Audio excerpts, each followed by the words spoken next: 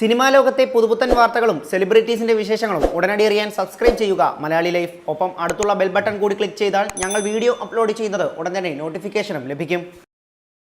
ഏറെ വിവാദങ്ങൾ തീർത്ത മരണമായിരുന്നു നടൻ കലാഭവൻ മണിയുടേത്.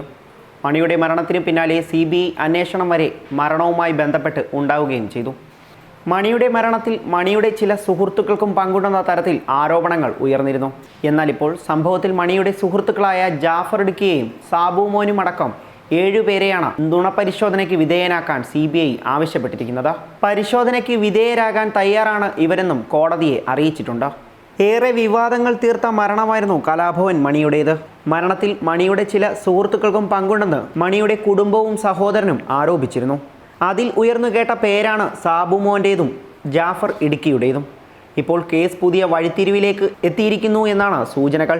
മണിയുടെ മരണത്തിൽ സുഹൃത്തുക്കളായ ജാഫർ ഇടുക്കിയും സാബു മോനും അടക്കം 7 പേർ നുണപരിശോധനയ്ക്ക് വിധേയരാകണമെന്ന് CBI ആവശ്യപ്പെട്ടിട്ടുണ്ട്. അതിൻ പ്രകാരം തങ്ങൾ നുണപരിശോധനയ്ക്ക് തയ്യാറാണെന്ന് ഇവർ കോടതിയെ അറിയിക്കുകയും ചെയ്തു. ജബ്ബാർ എന്ന ജാഫർ ഇടുക്കി, സാബു മോൻ, ജോബി സെബാസ്റ്റ്യൻ, TA അരുൺ, ബിബിൻ മുരുകൻ എന്നിവരാണ് പോളിഗ്രാഫ് ടെസ്റ്റിന് തയ്യാറാണെന്ന് കോടതിയെ അറിയിച്ചത്. അന്വേഷണം ഉടൻ പൂർത്തിയാക്കി റിപ്പോർട്ട് നൽകുമെന്നാണ് CBI വൃത്തങ്ങൾ നൽകുന്ന സൂചന. തിരുവനന്തപുരം സ്പെഷ്യൽ ക്രൈംബ്രാഞ്ചിലെ CBI സൂപ്രണ്ടാണ് ഇവരുടെ നുണപരിശോധന നടത്താൻ അനുമതി ആവശ്യപ്പെട്ട് കോടതിയെ സമീപിച്ചത്. തുടർന്ന് സമ്മതമറിയിച്ച് ഇവർ കോടതിയെ സമീപിക്കുകയായിരുന്നു. കേസ് 12ലേക്ക് വിധി പറയാനായി മാറ്റി.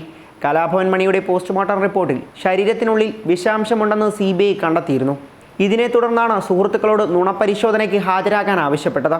ഫോറൻസിക് പരിശോധനാ ഫലങ്ങളിലെ വൈരുദ്ധ്യമടക്കം ചൂണ്ടിക്കാട്ടി മണിയുടെ സഹോദരൻ RNV രാമകൃഷ്ണൻ നൽകിയ ഹർജിയിലാണ് ഹൈക്കോടതി CBI അന്വേഷണത്തിന് ഉത്തരവിട്ടത്.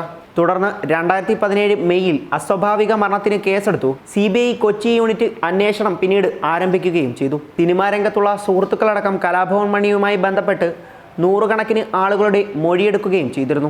സംസ്ഥാനത്തിനകത്തും പുറത്തുമുള്ള സ്ഥലം ഇടപാടുകൾ, സ്വത്ത് വിവരങ്ങൾ എന്നിവയും ശേഖരിച്ചിരുന്നു.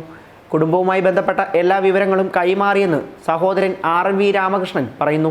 എന്നാൽ അന്വേഷണം എവിടെ എത്തിയെന്നും അറിയില്ല.